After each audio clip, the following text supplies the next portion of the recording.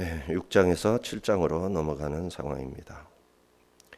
대적들의 끈질긴 방해, 위협 속에서도 성벽이 완성된 부분입니다. 느헤미야는 하나냐를 세워 안전하게 성을 관리하게 하고 순번을 세워 보초도 서게 합니다. 성벽 재건을 완성하기 위해선 영적으로 물리적으로 철저하게 방비해야 함을 우리에게 가르쳐 줍니다. 와티 슐람 끝남에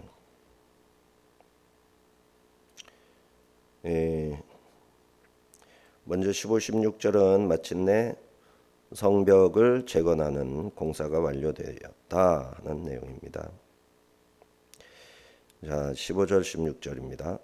성벽 역사가 52일 만인 엘룰월 25일에 끝남에 우리의 모든 대적과 주위에 있는 이방 족속들이 이를 듣고 다 두려워하여 크게 낙담하였으니 그들이 우리 하나님께서 이 역사를 이루신 것을 알미니라. 성벽이 BC 444년 10월 초 공사를 시작한 지 50일 만에 완전히 재건됩니다. 538년에 고레스가 조서를 내렸고 537년에 도착했죠. 537년에서 44년까지 56년에 37년 80, 93년 90 뭐 어마어마하죠. 91년 이게 계산이 이렇게 어려운지 모르겠어요. 자, 100년이 조금 안 된 성벽이 그렇게 오래 걸렸습니다. 성전은 20년 만에 그러면은 성벽이 완공되고 거의 70년이 넘어서 자, 성벽까지 세워지게 되었습니다. 근데 정작 성벽 공사는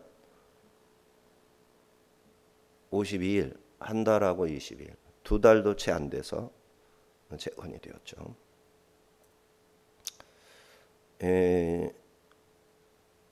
숱한 방해가 있었기 때문에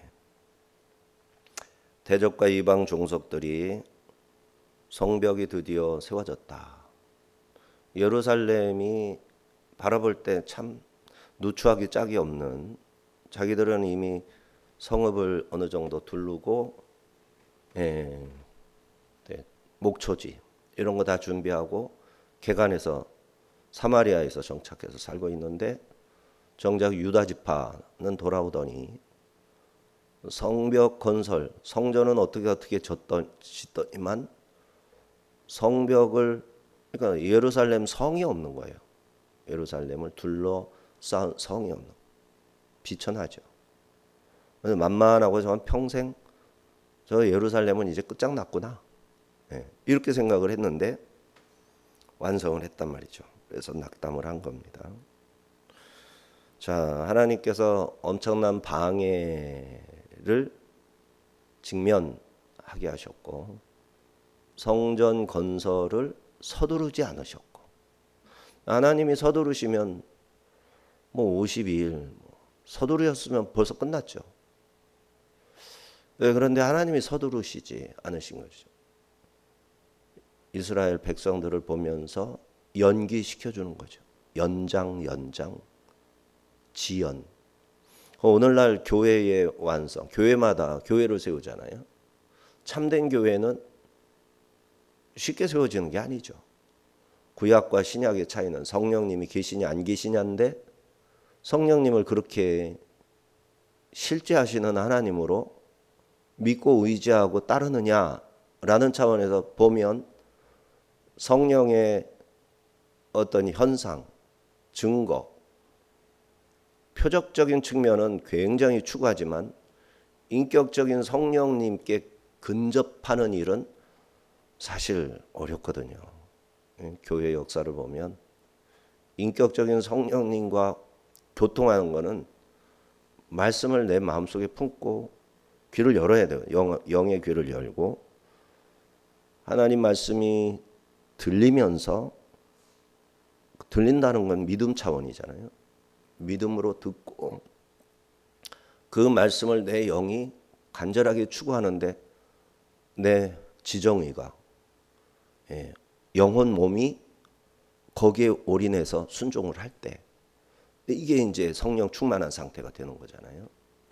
그런데 성령 충만으로 가는 길이 사람마다 조금씩 틀린데 우리 민족은 좀 정에 좀 감성에 많이 발달해 있고 또 지성, 이성도 많이 예리하지만은, 그래서 은사 체험하고 이렇게 성령의 역사에 도취가 되어서 뭔가 몰아지경에 이르는 것을 성령 충만으로 이해를 했단 말이에요.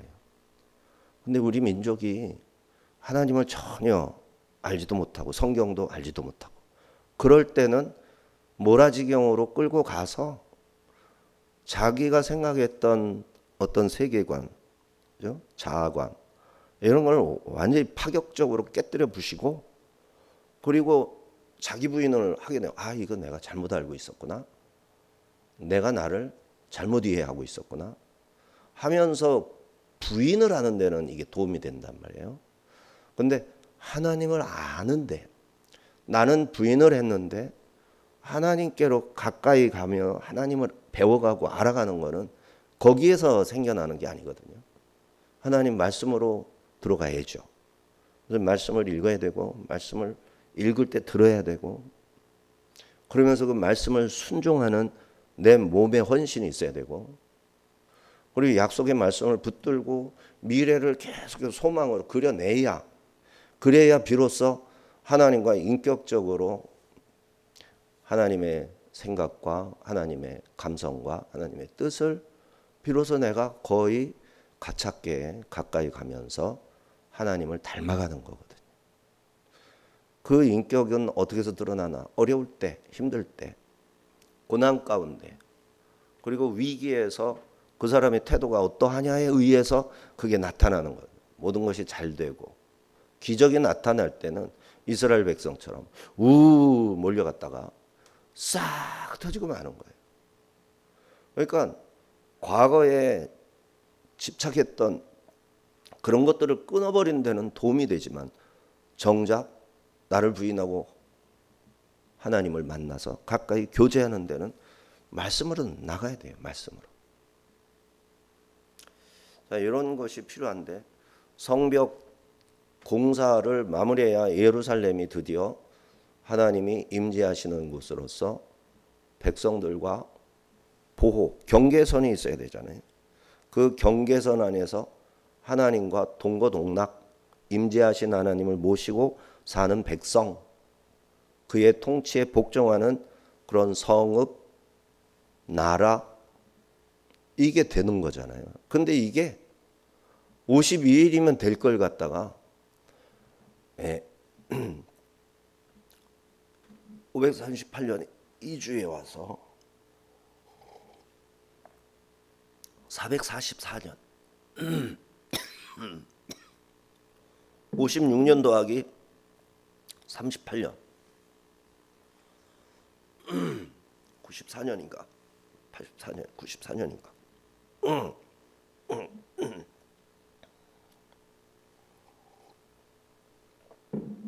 이 숱한 세월을 보내게 한 거 만만하지 않다. 그게 쉬운 일이 아니다. 그게 변화를 동반해야 된다. 한두 번 경험하고 한두 번 본 것으로 되는 게 아니다. 성공과 실패, 성공과 실패, 교만과 겸손, 깨닫고 또 자만해서 막 설치고 또 깨닫고 낮아지고 낮아지고 낮아지고 깨닫고 깨닫고 깨닫고, 그죠? 그러면서 늦추고 서서히 지연된 어떤 것을 통해서 하나님의 통치 아래에 있는 성읍이 완성된다. 머리 대신 예수님의 생각과 뜻을 따라 순종하는 교회가 된다. 이게 말씀에서 나오는, 말씀을 통해 배우는 하나님 나라 건설하기, 교회 세우기인 거예요. 이렇게 가는 것이 정상입니다. 결국은 세우고 건설하고 이렇게 돼야 되는 겁니다. 근데 우리는 급하죠. 대한민국 사람 빨리빨리 해야 되고. 그리고 이 급하게 이루어 놓은 것을 가지고 자기 성취로 삼고 교만해지고 정작 예수님의 말씀에는 관심이 없어요. 우리가 왜 교회가 온전히 세워져야 되느냐? 건강한 이유는, 온전해져야 하는 이유는 약한 것을 돌보아서 그 약한 것도 자기 역할을 다할 수 있도록 도와주기 위하여 강한 지체가 필요한 거라고 그러잖아요. 이 원리거든요. 이 원리가 구현이 돼야 되는데 안 되는 거예요. 이게 구현이 안 되는 거예요. 오히려 서로 경쟁을 해가지고 강한 자의 강함이 과시돼야 되고 약한 자의 약함이 지복되고 지적되고 조롱되고 자극해서 부끄러워하는 모습을 눈으로 확인해야 된다라는 방식으로 한국교회가 쭉 변함없이 꿋꿋하게 가고 있단 말이에요. 지금도 그렇게 가고 있다고요. 이게 얼마나 웃기는 꼴이냐고. 이게 교회가 크고 성장하면 해결될 문제냐? 아닌 거예요. 이거는 깨어지고 부서지고 낮아지고 지연되고 굉장히 겸손해져야 완성되고 이루어져 가는 거라고요. 이게. 이 영적인 원리를 대한민국이 좀 이제 알아야 된다는 거예요. 알아야. 우리 기도 속에 녹아나야 돼요. 이런 내용이. 자,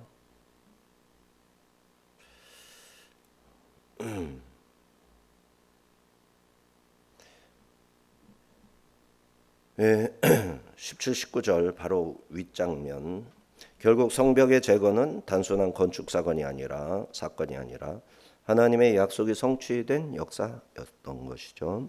대적들의 끈질긴 방해에도 불구하고 하나님의 구원 사역은 반드시 몇 년 만에 38년 더하기 56년 92년인가 그렇죠.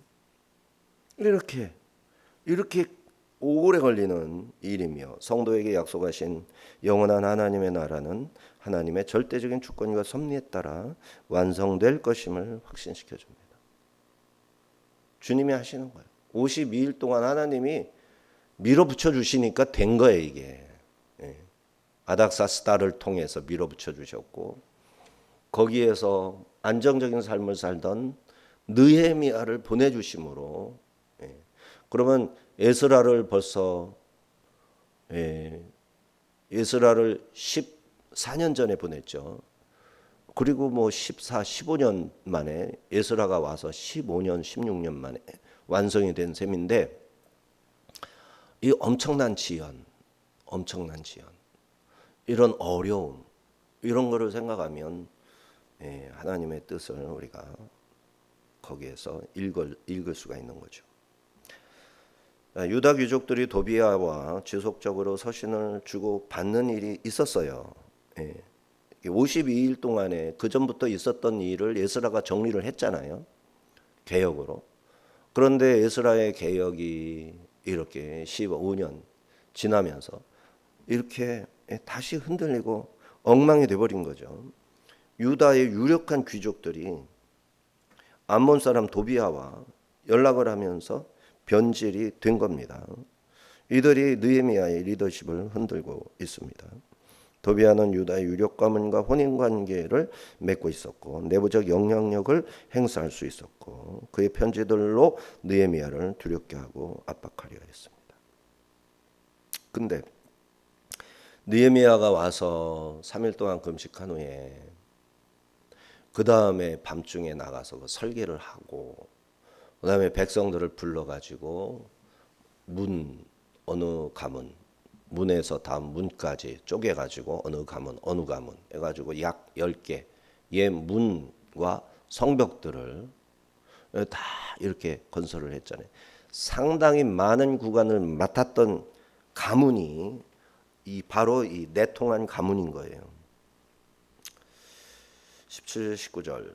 또한 그때 유다의 귀족들이 여러 번 도비아에게 편지하였고 도비아의 편지도 그들에게 이르렀으니 도비아는 아라의 아들 스가냐의 사위가 되었고 도비아의 아들 여호하난도 베랴가의 아들 무슬람의 딸을 아내로 맞이하였으므로 유다에서 그와 동맹한 자가 많음이라. 그들이 도비아의 선행을 내 앞에 말하고 또 내 말도 그에게 전하매 도비아가 내게 편지하여 나를 두렵게 하고자 하였느니라. 느헤미야가 회고하듯이 경과 보고서를 쓴 게 느헤미야서잖아요. 도비아가 내게 편지하여. 도비아가 누굽니까? 산발락과 사마리아 총독과 아몬 거기에 툭 붙어버린 도비아가 유다 예루살렘에 있는 귀족들, 여기에 보면 스가냐 또 이런 사람들이죠. 이들이 도비아와 이렇게 동맹을 했다고 그러죠. 그리고는 나를 느헤미야를 두렵게 하였다. 성벽 재건이 거의 완성된 시점에도 대적들의 방해는 계속 됐던 거죠. 도비아가 예루살렘에 영향력 있는 사람과 혼인관계 등의 형태로 동맹을 맺었고 그들을 첩자로 이용했던 겁니다. 느헤미야의 동태를 파악해서 느헤미야에게 겁박, 위협을 가해서 이 일이 포기될 수 있도록 편지를 보냈던 겁니다. 그럼 이들의 동맹 중에 이제 결혼이 있었는데 아라라는 사람의 아들 스가냐의 사위가 되었어요. 도비아가 사위가 되었어요. 아마 이게 후처 개념일 수도 있어요. 그리고 자기 아들. 그러니까 불과 에스라가 온 뒤로 아니면 그 이전부터 도대체 알 수가 없는 건데 91년 만에 이런 일은 충분하죠. 유대인에게 장가가고 그 다음에 아들을 낳으면 또 그 아들을 유대인에게 또 장가드리고. 근데 무슬람의 딸, 무슬람 가문, 아라 가문이죠. 여기와 도비아가 이방인인데 암몬 족속 남자인데 에스라 때 다 내쫓았는데 다시 들어와서 결혼을 한 겁니다. 스가냐, 베랴가 무슬람이 되는 거죠. 해당 사람이 도비아와. 그런데 이 아들하고 사돈들이 도비아의 선행을 자랑까지 하였다. 그래서 18절에서 도비아의 장인의 아버지로 언급되는 아라는 에스라서에서 775명을 데리고 수룹바벨과 함께 바벨론 포로에서 귀환한 775명, 어마어마하죠. 큰 가문인 거예요. 그리고 느헤미야 7장 10절에서 그들의 자손 652명, 성벽 공사에 투입된 652명. 그리고 도비아가 이제 장가를 갈 때 장인이 스가냐. 여호와께서 거하신다. 이와 같이 도비아는 포로 귀한 공동체에서 유력한 아라 가문의 사위가 되고 또 그와 사돈 관계가 된 무슬람은 느헤미야 3장 4절과 30절에서 성벽 중수의 두 부분을 맡았어요. 큰 영향력을 행사하던 제사장이었다. 제사장 가문의 무슬람. 제사장 가문하고 결혼한 겁니다. 이처럼 도비아는 예루살렘의 유력자들과 긴밀한 관계를 맺으며 자기의 영향력을 키울 수가 있었던 겁니다. 전에 에스라는 예루살렘으로 귀환한 직후 포로 귀환민의 이방인과의 통화 문제로 금식했고 이방 여인들을 다 내보내기로 맹세까지 했었죠. 그때 스가냐라는 그 평신도 지도자가 에스라에게 와서 당신이 할 일을 하시라고 우리가 맹세까지 하겠습니다. 이랬던 사람이 스가랴. 14년 후 성벽을 완공하게 된 18절의 시점에서 14년 만에 도비아와 통혼한 사건이 재발하고 만 거죠. 불과 14년 만에 에스라의 개혁이 다시 무너져 버린 것이고, 이로써 하나님의 백성으로서의 정체성을 세우는 것이 결코 쉬운 일이 아님을 알 수 있습니다. 더구나 여기 거론된 인물들은 모두 포로교한 공동체 내에서 중심적 역할을 감당했던 족장과 제사장들이었던 거죠. 이처럼 유력한 내부 배신자들이 외부 대적자 도비아, 산발랏 이런 사람과 결탁해서 하나님의 일을 회방하기에 회복된 언약 공동체가 다시 서는 것이 이렇게 어려운 것이다. 그러니까 내부의 적이 외부의 적은 보이게 방해하지만 실제로 지연되게 하는 것은 내부의 적들인 거죠.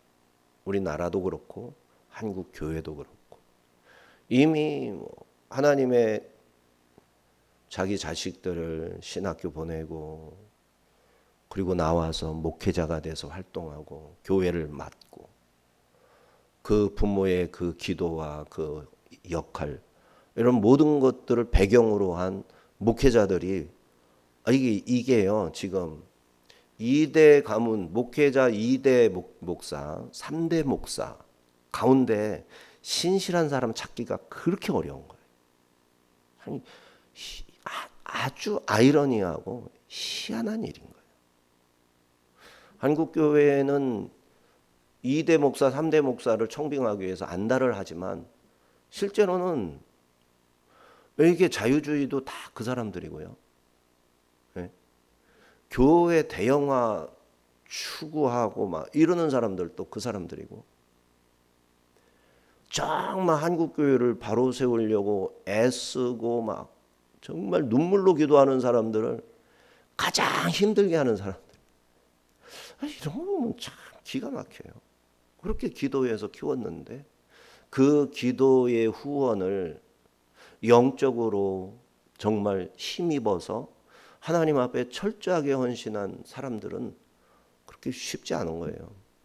그런데 미국을 들여다보고 이제 유럽을 들여다보면 세월이 가면서 내내 마찬가지지만 교회사 속에서 그런 인물들이 엄청난 일들을 해내잖아요. 미국 교회 지도자들도 그렇고. 근데 우리나라도 아마 있을 겁니다. 근데 어느 날 딱 드러나게 되겠지만 워낙 시원치 않은 사람들이 설치고 있으니까 진실한 사람들은 떠밀려서라도 박힌 돌처럼 어디에 있는지도 모르는 그런 상황이 아닐까 싶기도 하고요. 이렇게 외부 공격뿐만이 아니라 내부의 유력한 자들이 불의와 타협하고 적당하게 거짓과 손잡음으로 말미암아 교회가 온전히 서는 것은 상당히 요원하다 이런 거죠. 지금도 한국 교회도 그래서 어려운 거죠. 교회만 분명하게 모든 목회자들이 분명하게 저건 거짓말입니다. 저거는 왜곡된 역사입니다. 저건 잘못된 겁니다. 분명하게 말을 할 수만 있었다면 야 대한민국이 이 지경이 됐겠는가. 절대로 그렇게 될 리가 없죠. 분명히 잘못된 건데도 입을 딱 다물고 있고 오히려 그 불의한 정치인들에게 달려가서 거기에서 예배를 드려주고 전도라는 어떤 명분을 가지고 그래서 이제 더 큰 핍박을 피하죠. 하지만 교회는 무력해지고 성도들은 그걸 배우고 교회의 진리 수호라는 엄청난 사명은 전부 다 그냥 와해되고 무너지고 이렇게 되는 거죠. 근데 우리 한국 교회는 지금 하나님 말씀대로 설교하는 것이냐 아니라고 보는 겁니다. 이게 사람 그러니까 많은 사람을 추구한 대량화, 다수주의 여기에 끌려가고 있어요. 흐름과 말하자면 트렌드에 역행하는 그러니까 귀소 본능이 뭡니까? 우리는 하나님께로부터 왔으니까 어떤 세파 물살을 거스르고 우리가 출생한 성령의 그 셈이죠. 그 성령님께로 그냥 강하게 거슬러 올라가야 되니 연어나 뭐 이런 것처럼 귀환을 해야 되거든요. 근데 그걸 안 하는 거야. 같이 흘러가는 거야. 같이 흘러가요. 자, 성벽이 재건되었다고 끝이 아님을 깨닫게 됩니다. 개혁에는 마침표가 없습니다. 방심하지 말아야 됩니다. 주님 앞에 설 때까지 멈추지 말고 달려가야 하는 것이다. 그러므로 우리가 기도할 때 성령 하나님과 동행하며 그리스도께서 위에서 부르시는 부름의 상을 향하여, 그죠? 십자가를 향하여 줄기차게 달려가는 한국교회 되게 해주소서. 우리의 자녀들이 되게 하소서. 이런 기도를 해야 되는 거죠. 7장 1절에서 4절은 수도방위 사령관을 임명하는 내용. 1, 2절 성벽이 건축되며 문짝을 달고 문지기와 노래하는 자들과 레위 사람들을 세운 후에 내 아우 하나니와 영문에 관한 하나냐가 함께 예루살렘을 다스리게 하였는데 하나냐는 충성스러운 사람이요 하나님을 경외함이 무리 중에서 뛰어난 자라. 성벽이 완공되었어요. 예루살렘의 백성들 성읍과 성전에서 정상적인 생활을 시작하게 되었습니다. 남자들은 다 보초를 서야만 했는데 이제 교대제죠. 교대. 일부만 보초를 서고 나머지는 자기의 생업과 과업을 찾아서 이제 자기 집도 져야 되고 자기 가정도 온전하게 자녀 교육도 이제 신경 써야 되고 이렇게 되는 거예요. 이 일이 되기 전에는 자기 집도 없는 거예요. 그래서 목회자들이 교회가 온전히 서기 전에는 자기 집도 없는 거예요. 대부분의 목회자들. 어제도 이제 같이 교제하는 목사님. 나 은퇴한 때가 다 됐는데 아무것도 없어. 집도 없어. 교회에서 살고 있는데 어떻게 될지 몰라. 하나님께서 인도하시겠죠. 이러고 서로 말하고 마는 거예요. 왜? 교회가 온전히 서서 목사님 이거 목사님 집입니다. 은퇴하실 때도 목사님 집입니다. 이거는 당회장 집이 아니라 목사님 집입니다. 하면서 집이라도 줘야 목사는 자기 집 생기는 거 아닙니까? 월급 받아가지고 저축해가지고 이게 되겠냐고. 특별히 하나님이 어떻게 해가지고 선물처럼 이렇게 탁 주기 전에는. 근데 목회자들이 그럴 틈이 없으니까 쉽지 않은 거죠. 그런데 이 목사님은 깜깜하다는 거예요.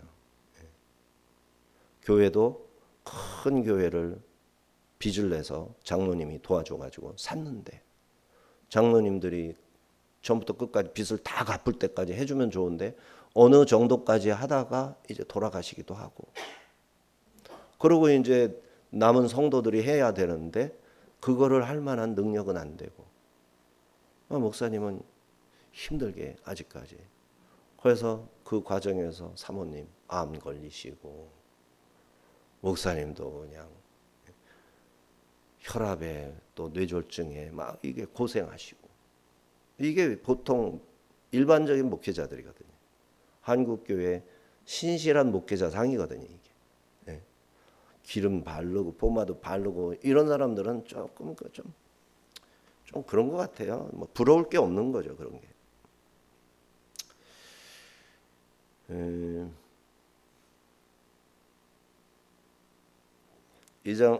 성벽을 건축하고 성문을 달았으니 이를 관리할 사람이 필요해졌어요. 그래서 느헤미야가 문지기 노래하는 자 성전에서 봉사할 레위 사람 성전 문지기 다 세웁니다. 역대하에서 우리가 솔로몬이야 왕들이 개혁할 때마다 보도가 됐던 내용들을 이제 하는 거예요.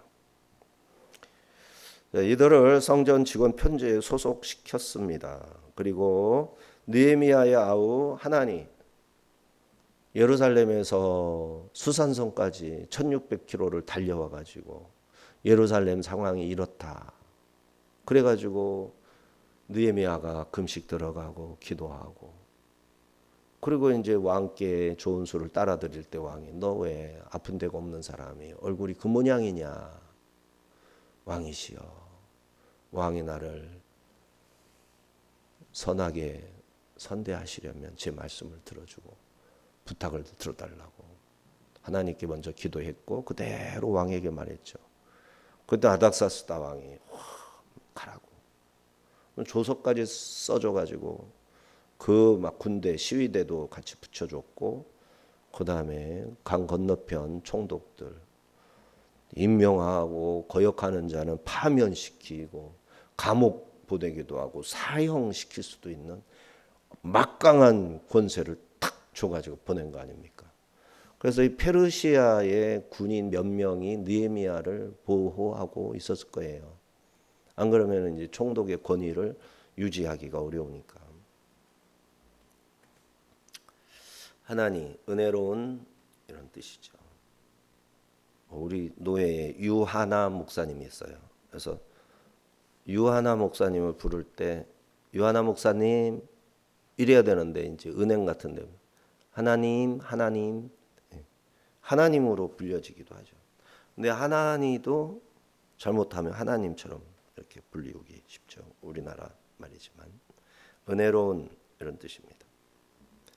느헤미야의 아마 친동생일 것이다 이렇게 보고 있습니다.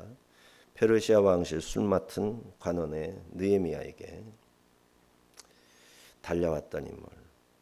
또 하나님과 함께 예루살렘에 다스리는 자로 하나냐 은혜로우시다 여호와 하나니에다가 야 여호와 어미에다가 붙여가지고 여호와는 은혜로우시다 같은 뜻이죠. 성벽과 성문은 그 자체를 목적으로 세우는 게 아닙니다. 그것들은 모두 하나님의 성전을 보호하고 지키기 위해 세우는 거죠. 성벽이 주가 아니에요. 이 성벽 안에 있는 하나님과 사람이 함께하는 거룩한 공동체가 이제 있는 거고 그게 목표고 목적이고 그것을 위해서 성벽을 두르는 거죠. 그리고 외부와의 접촉은 성문으로만 통과하게 해서 경계선을 관리하는 겁니다. 이게 성벽과 성문이죠. 통치 경계 이 역할을 하게 되고 하늘에서 내리시는 하나님의 은혜를 담아내는 그릇되게 하는 것이 성벽이다.